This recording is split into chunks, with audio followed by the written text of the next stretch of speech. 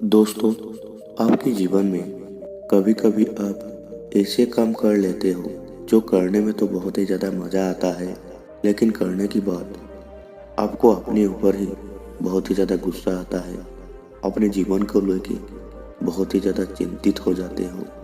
ऐसे लगता है कि आप ये सब हमेशा के लिए छोड़ना चाहते हो, लेकिन आप चाहकर भी नहीं छोड़ पाते हो। आज हम लोग बात करने वाले हैं काम वासना और हस्तमैथुन के बारे में। अगर आप भी काम वासना या हस्तमैथुन से ग्रस्त हो चुके हैं और आप ये सब हमेशा के लिए छोड़ना चाहते हैं, तो ये कहानी आपके लिए। नमस्कार दोस्तों, आपको स्वागत है गौतम बुद्ध की और एक नई कहानी पर। तो चलिए दोस्तों, आज की कहानी शुरू करते हैं। लेकिन कहानी शुरू करने से पहले अगर आप भी गौतम बुद्ध को मानते हैं तो चैनल को सब्सक्राइब करके बेल आइकन जरूर दबाना। तो चलिए दोस्तों, आज की कहानी शुरू करते हैं। बहुत समय पहले की बात है। एक गांव में एक लड़का रहता था जो हमेशा अपने जीवन को लेके बहुत ही ज़्यादा परेशान रहता था, क्योंकि वो लड़का काम वासना में बहुत ही ज़्यादा ग्रस्त हो चुका था। वह जब भी किसी भी महिला को देखता था, वो अपने आप को कभी नहीं रोक पाता था और उसके मन में अलग अलग विचार आने लगता था। वो कभी भी अपने आप को शांत कर कभी भी नहीं रख पाता था।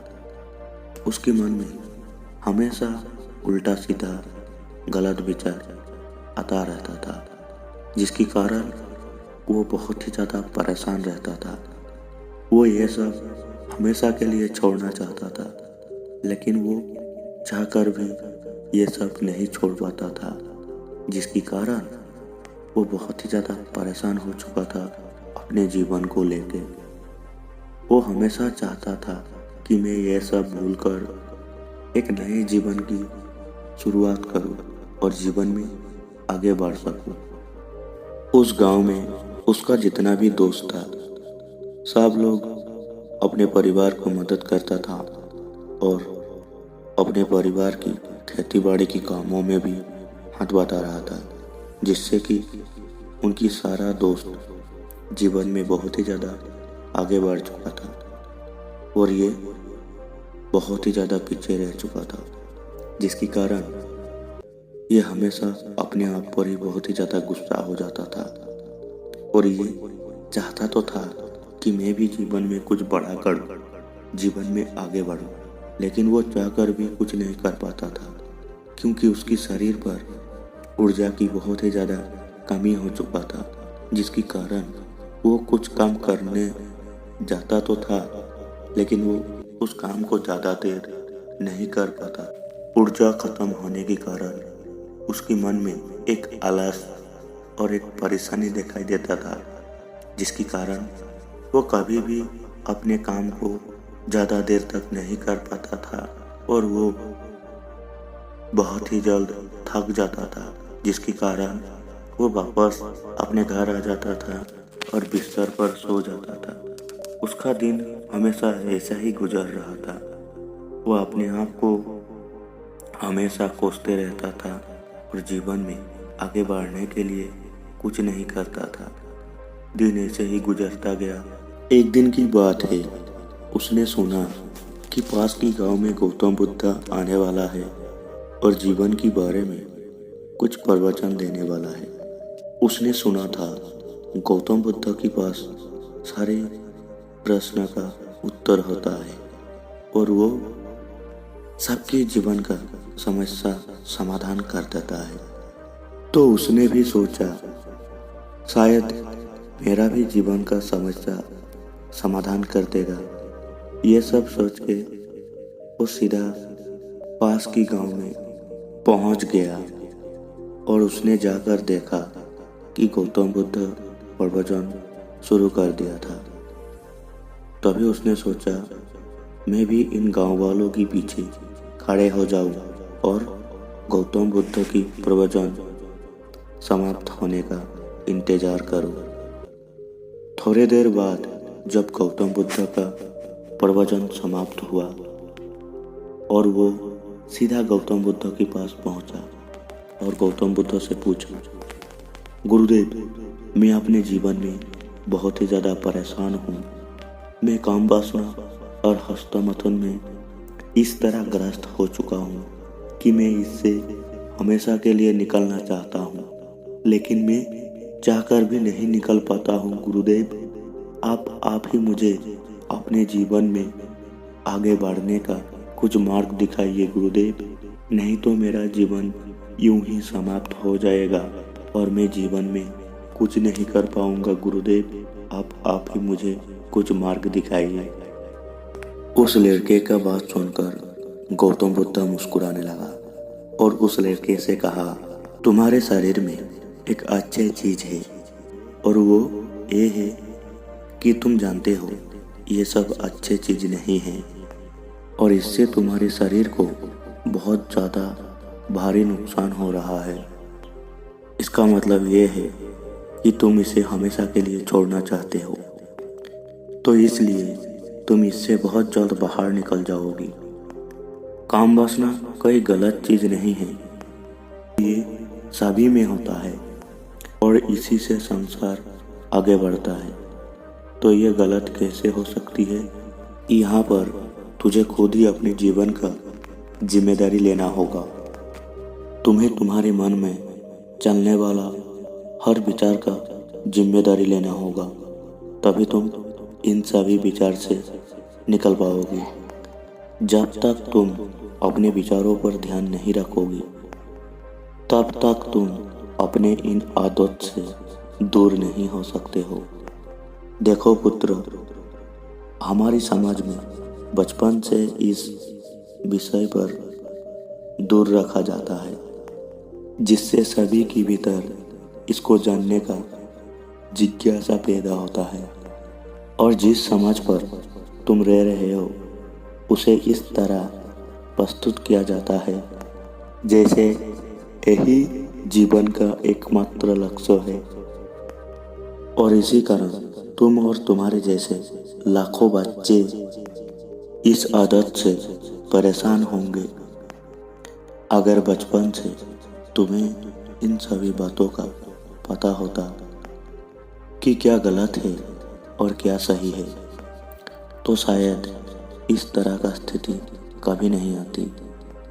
तुम कभी इस तरह की बातों से ग्रस्त नहीं होता, तुम इतना ज़्यादा चिंतित कभी नहीं होती, तुम इस काम की जंजाल में कभी नहीं फंसता। अभी भी समय है, तुम इन सब कामों को छोड़ सकते हो। 3 नियम हैं जिसको तुम अगर ठीक से समझ लेते हो तो तुम इसी तरह की बुरे लत को आसानी से छोड़ सकते हो। इनमें से पहला नियम है मन का नियम और दूसरा नियम है शरीर का नियम और तीसरा नियम है तुम्हारे जीवन का नियम। तुम सबसे पहले समझो तुम्हारी मन कैसे काम करता है। हमारे शरीर की मन का काम है अपने विचारों को मजबूत करना और वास्तविकता में उसको बदलना है। जो विचार तुम्हारे मन में सबसे ज़्यादा रहता है, तुम्हारा मन उसे ही सब कुछ मान लेगा। वो तुम्हारे लिए अच्छा होगा या बुरा, उसे ये नहीं पता, वह बस अपना काम कर रहा है। मन का यही काम है, आप जो भी विचार उसको देते हैं वो पूरी तरह से आपके अस्तित्व में उतार देते हैं। इसलिए सबसे पहले आपको इस बात पर ध्यान रखना है, आप जो भी सोचते हैं वो किस तरह का विचार है और वो विचार आपकी हित में है या अनहित में है।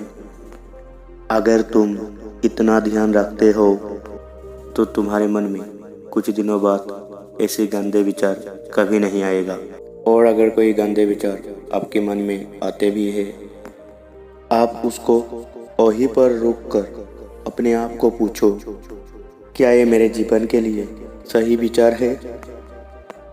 और अगर आप ये कुछ दिन तक कर लिया तो आपके मन में उस तरह का विचार कभी भी नहीं आएगा।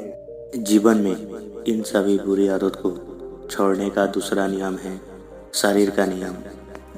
पुत्र, जब तुम अपनी आंखों से कुछ ऐसा चीजें देखते हो जिससे तुम्हें कामुक कर देता है, ऐसा इसलिए है क्योंकि तुम उस विचार में आनंद लेना शुरू कर दिया है। हमारे शरीर में आंखों का कार्य सिर्फ इतना है, किसी भी चीज को देखकर उसको दिमाग तक पहुंचाती है और दिमाग उस पर प्रतिक्रिया करता है। दिमाग सिर्फ उसी तरह का प्रतिक्रिया करेगा जैसा विचार रखकर आपने उसे देखा है।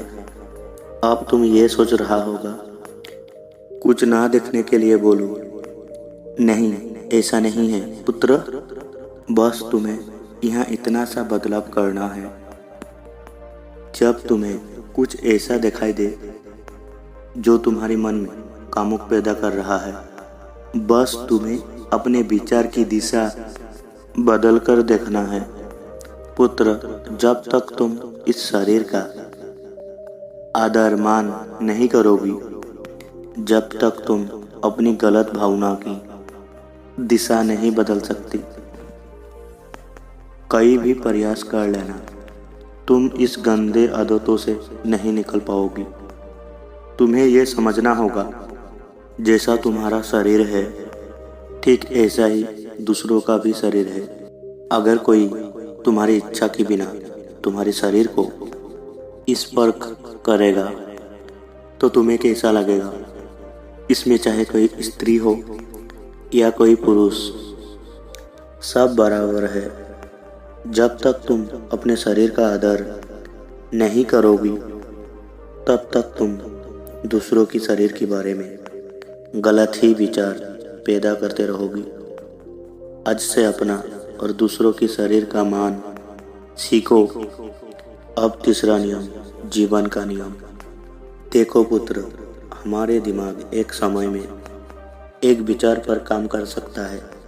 इसका मतलब है कि अगर तुम अपने दिमाग को कोई उद्देश्य दे दे तो तुम्हारा दिमाग उस उद्देश्य पर काम करेगा और किसी पर नहीं।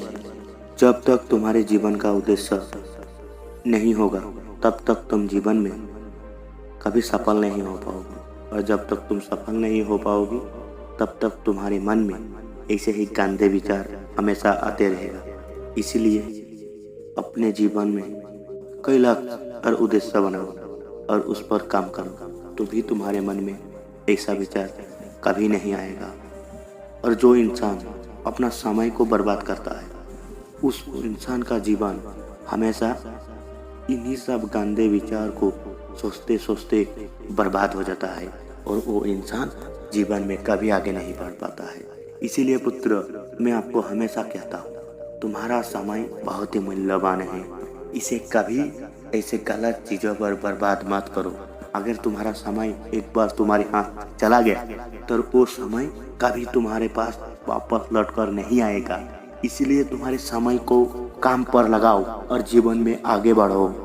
तुम्हारा सभी दोस्त तुम्हारे से बहुत आगे निकल चुका है, तुम अभी तक क्या कर रहे हो? अगर तुम ऐसे ही रहोगी तो तुम्हारे घर वाले, तुम्हारे परिवार क्या कहेगा कि हमारा लड़का कुछ नहीं करता, हमेशा घर पर बैठे रहता है। इसीलिए आज तुम एक काम करो, सीधा घर जाओ और अपने जीवन के बारे में सोचो और जीवन में कुछ बड़ा करो, नहीं तो ऐसे ही हमेशा बैठे रहोगी। कोई लड़की भी तुझे भाव नहीं देगा, अपना परिवार, अपना प्यार, सब कुछ तुझे एक दिन छोड़ के चला जाएगा। तुम सिर्फ और सिर्फ अकेले रह जाओगी। जब तक तुम पैसे नहीं कमाओगी, तब तक तुम जीवन में कभी आगे नहीं बढ़ पाओगी। गौतम बुद्ध ने इतना कहकर उस लड़के को कहा, तुम्हें तुम्हारे जीवन का सारा प्रश्न का उत्तर मिल चुका है। तभी उस लड़के ने कहा, हाँ गुरुजी, मुझे मेरा जीवन का सारा प्रश्न मिल चुका है। अब मैं घर जाता हूँ और मैं अपने काम पर ध्यान लगाता हूँ गुरुजी। पहले तो थोड़ा सा मुश्किल होगा, लेकिन धीरे धीरे मैं उन सब कामों को कर लूँगा जिससे कि मैं मेरा जीवन को एक दिशा दिखा सकूँ और मेरे जीवन को एक बहुत ही बड़ा कामयाब इंसान बना सकूँ। दोस्तों, अगर आपको हमारा ये कहानी अच्छा लगा तो चैनल को सब्सक्राइब करके बेल आइकन जरूर दबाना। मिलते हैं और एक न्यू वीडियो पर। नमो बुद्धा। और दोस्तों, अगर आप में से किसी का नया यूट्यूब चैनल है तो आपका यूट्यूब चैनल का लिंक मुझे कमेंट बॉक्स में दे सकते हो। मैं आप सभी का यूट्यूब चैनल फ्री में प्रमोशन कर दूंगा। मुझे एक भी रुपया नहीं चाहिए। तो मिलते हैं और एक न्यू वीडियो पर। नमो बुद्धा। नमस्कार दोस्तों, आप सभी को स्वागत है गौतम बुद्ध की और एक नई कहानी पर। आज की कहानी से आपको ये जानने मिलेगा कभी कभी चुप रहकर भी बहुत सारे समस्या का समाधान किया जा सकता है। तो आइए दोस्तों, आज की कहानी का शुरुआत करते हैं। गौतम बुद्ध बचपन से ही बहुत ही ज़्यादा शांत स्वभाव का था। उन्हें बहुत ज़्यादा बोलना पसंद नहीं था। वह अक्सर शांत बैठकर अपने आसपास की दुनिया को ध्यान से देखा करता था। एक दिन की बात है, गौतम बुद्ध अपने माता पिता के साथ एक जंगल से गुजर रहे थे। रास्ते में उसने देखा कि एक गाय अपने बच्चे के साथ बिना कुछ बोले ही चुपचाप बैठे हुए थी और गाय का बच्चा भी चुपचाप अपने माँ को देख रही थी। गौतम बुद्ध को यह बात बहुत ही ज़्यादा हैरानी हुई कि बिना कुछ बोले ही गाय और उसकी बछड़ा एक दूसरे को बहुत ही प्यार से समझ रहा था। उन्होंने सोचा कि चुप में भी कोई शक्ति होती है। जैसे जैसे गौतम बुद्ध बड़े होते गए, उन्होंने अपने जीवन में बहुत सारे कठिनाइयों की सामना किया, लेकिन उन्होंने कभी अपने चुप रहने की आदत को कभी नहीं छोड़ा, क्योंकि गौतम बुद्ध जानते थे कभी कभी ज़्यादा बोलने से समस्या का ज़्यादा हाल की वजह समस्या ज़्यादा बढ़ जाती है, जबकि चुप रहकर भी समस्या को सुलझाने का रास्ता ढूंढ सकते हैं। एक बार की बात है, गौतम बुद्ध अपने शिष्य के साथ यात्रा कर रहे थे। तभी रास्ते में एक गांव आते हैं जहां पर कुछ लोग आपस में झगड़ा कर रहे थे। बुद्ध की शिष्य उसे बीच बचाव करने के लिए सुझाव दे रहा था। बुद्ध ने कहा, अगर हम अभी कुछ कहेंगे तो ये लोग हमें भी लड़ाई में खींच लेंगे। अभी चुप रहना बेहतर है। गौतम बुद्ध की शिष्य ने उनकी बात मानी और वो लोग चुप रहे। थोड़ी देर बाद लड़ाई शांत हो गई और उन लोगों ने सारा मतभेद सुलझा लिया। तभी गौतम बुद्ध ने अपने शिष्य से कहा, देखा, कभी कभी चुप रहने से ही समस्या का समाधान किया जा सकता है। जब हम चुप रहते हैं, दूसरों को समझने का समय मिलता है। एक और घटना तब की है। गौतम बुद्ध ने जब अपने शिष्य के साथ एक जंगल में ध्यान कर रहे थे, अचानक एक शिष्य ने गौतम बुद्ध से पूछा, गुरुजी, हम ध्यान कैसे करें? हमारा मन बहुत ज़्यादा विचलित रहता है। शिष्य की बात सुनकर गौतम बुद्ध मुस्कुराने लगा। उन्होंने अपने शिष्य को शांत रहने का संकेत दिया और खुद ध्यान में बैठ गया। शिष्य ने सोचा गौतम बुद्ध ने उसे अनसुना कर दिया, लेकिन थोड़ी देर बाद उसको पता चला कि शांत रहना ही ध्यान का महत्वपूर्ण हिस्सा है। बिना बोले ही गौतम बुद्ध ने उसे सिखा दिया, शांत रहना ही ध्यान का महत्वपूर्ण हिस्सा है। शांत। एक दिन एक व्यक्ति गौतम बुद्ध के पास आता है। वो बहुत ही ज़्यादा क्रोधित था। उसने गौतम बुद्ध को बहुत ही भला बुरा कहा और उसको अपमानित भी किया। गौतम बुद्ध ने उसकी बात को बहुत ही ज़्यादा शांत से सुनी और उसको कुछ नहीं कहा। वो व्यक्ति और भी क्रोधित हो गया और उसको कुछ नहीं कहा और वहाँ से चला गया। दूसरे दिन वो व्यक्ति फिर से गौतम बुद्ध के पास आया और बुद्ध को माफ़ी मांगने लगा। गौतम बुद्ध ने उस व्यक्ति को कहा, मैंने कल आपकी बातें सुनी, लेकिन उस बातों को मैं अपनी मन में जगह नहीं दी, क्योंकि शांत रहने की शक्ति ये है, ये हमें उन बातों से बचाती है जो हमारी मन को खराब कर सकती है। बुद्ध ने हमेशा अपने शिष्यों को यह सिखाया है कि चुप रहकर और शांत रहकर हम अपने मन को ढंग से समझ सकते हैं। जब हम चुप रहते हैं, हम अपनी भावनाओं को नियंत्रित कर सकते हैं। ये शांत हमें दूसरों की प्रति सहानुभूति और समझ विकसित करने में मदद करती है। गौतम बुद्ध ने कहा, अगर हम हमेशा बोलते रहेंगे तो हम कभी सुन नहीं पाएंगे। और जब हम नहीं सुनते तो हम कभी नहीं सीख पाएंगे। एक दिन गौतम बुद्ध और उसकी शिष्य एक नदी के किनारे बैठे थे। शिष्य ने गौतम बुद्ध से पूछा, गुरुजी, क्या शांत रहना इतना महत्वपूर्ण है? गौतम बुद्ध ने जवाब में कुछ नहीं कहा, बस उसने अपने शिष्य को नदी की बहते हुए पानी पर इशारे किया। शिष्य को धीरे धीरे समझ आने लगा, बिना शोर किए बहती है, वैसे ही हमारा मन भी चुप रहने से शांत हो जाता है। एक शांत मन हमें आत्मनिरीक्षण का अवसर देता है, जिससे हम जीवन की सच्चाई को समझ सकते हैं। गौतम बुद्ध ने अपने जीवन में कई बार यह साबित किया है कि चुप रहना कितना शक्तिशाली होता है। गौतम बुद्ध ने कहा है कि शांत रहने में ही असली ज्ञान छुपा होता है। जब हम बिना बोले अपने भावना और विचारों को समझने की कोशिश करते हैं तो हम बेहतर इंसान बनते हैं। उन्होंने अपने शिष्यों को सिखाया कि जब भी कोई कठिनाई आए तो पहले चुप रहकर ध्यान से सोचो, फिर बोलो, क्योंकि बिना सोचे समझे बोलने से चीज़ें बिगड़ भी सकती है। एक बार की बात है, एक छोटा लड़का गौतम बुद्ध से मिलने आया। वो बहुत ही ज़्यादा शरारती था और हमेशा बातें करते रहता था। उसने गौतम बुद्ध से पूछा कि गुरुजी, आप हमेशा इतने शांत कैसे रहते हैं? मुझे हर समय कुछ ना कुछ कहना ही पड़ता है। गौतम बुद्ध मुस्कुराए और उसे एक छोटी चुनौती दी। बुद्ध ने कहा, अगर तुम पूरे दिन चुप रह सकते हो तो तुझे एक बहुत ही ज़्यादा मूल्यवान उपहार दिया जाएगा। लड़का बहुत ही ज़्यादा उत्साहित हुआ और सोचने लगा, यह तो बहुत ही ज़्यादा आसान है, मैं चुप रह सकता हूँ। लेकिन जैसे ही दिन शुरू हुआ, उसके दोस्तों ने उसको खेलने के लिए बुलाया।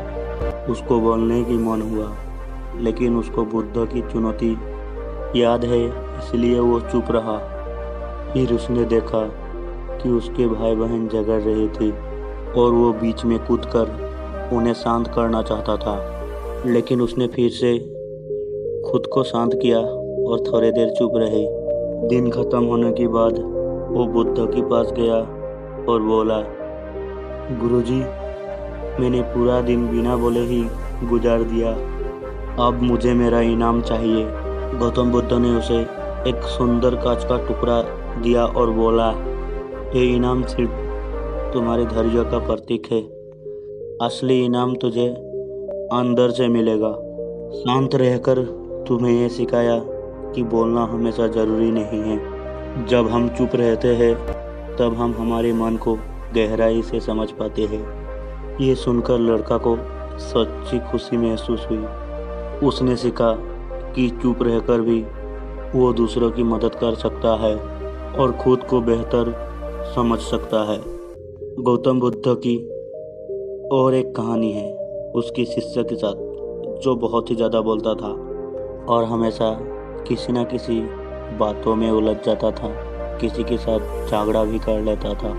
एक बार वो गौतम बुद्ध के पास आया और बोला कि गुरुजी, मैं हमेशा सही बोलता हूँ, लोग मेरा बात नहीं समझते हैं और मुझसे लड़ाई करते हैं। मुझे समझ नहीं आता है कि मुझे क्या करनी है। गौतम बुद्ध ने कहा, तुम्हें एक काम करना पड़ेगा, और वो है किसी भी स्थिति में किसी से तुम्हें अगले 7 दिन बात नहीं करना है। 7 दिनों तक तुझे शांत रहना है और चुप रहना है। शिष्य को ये चुनौती बहुत ही ज़्यादा मुश्किल लगी, क्योंकि उसे बोलने की आदत थी, लेकिन उसने गुरु की बात मानी और 7 दिन तक किसी से बात नहीं करने की संकल्प ली। 7 दिन तक उसने लोगों की बातें सुनता रहा, लेकिन उसने कुछ भी नहीं बोला।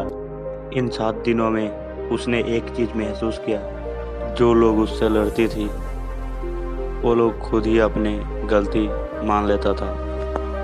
7 दिन बाद उसने गौतम बुद्ध के पास लौटा और बोलने लगा, मैंने चुप रहने की शक्ति को अनुभव किया और मैंने पाया कि जब मैं कुछ नहीं बोलता हूँ तो लोग शांति से अपने समस्या का समाधान करते हैं।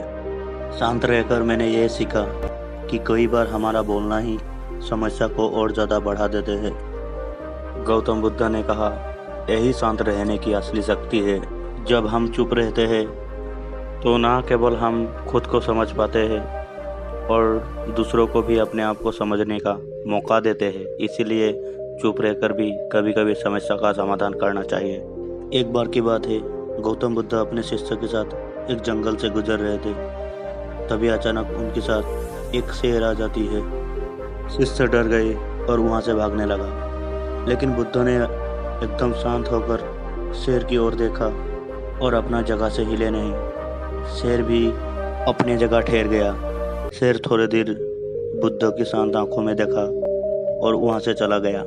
बुद्ध के शिष्यों ने यह सब अपनी आंखों से देख के अपने गुरुजी को बहुत ही हैरानी से पूछा, गुरुजी, अपने शेर को क्यों नहीं भगाया?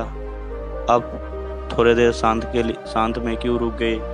तभी गौतम बुद्ध ने कहा, शेर को भगाने की जरूरत नहीं थी। उनकी आंखों में गुस्सा थी, लेकिन मेरी चुप और शांति ने उसकी अंदर की गुस्सा को ख़त्म कर दी। शांत रहने की यह और एक फ़ायदा है, यह औरों की मन की गुस्सा और हिंसा को ख़त्म कर देता है।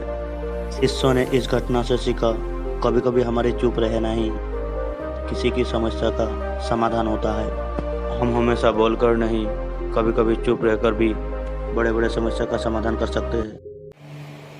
तो नमस्कार दोस्तों, आशा करता हूँ इस कहानी से आप लोगों को बहुत कुछ सीखने मिला होगा। तो अगर आप लोगों को ये वीडियो थोड़ा सा भी अच्छा लगा तो प्लीज़ चैनल को सब्सक्राइब करके वीडियो पर जरूर लाइक करना। मिलते हैं और एक न्यू गौतम बुद्ध कहानी पर। नमो बुद्धा। धन्यवाद।